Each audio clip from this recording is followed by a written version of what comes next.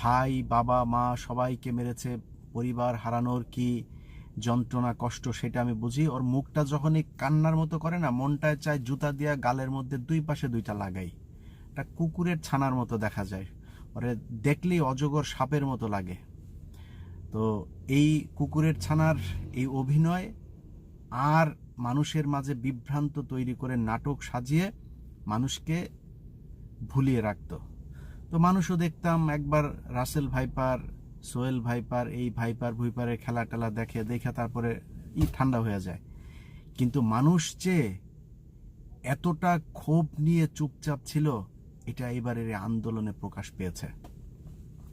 যেই দেশের বাড়ির থেকে কাজের বুয়া, বাবা মা ভাই বোন, যেই মা সন্তানের লাশের পাশে দাঁড়িয়ে বলতে পারে যে আমার ছেলে শহীদ হয়েছে, আমার কোনো কষ্ট নেই,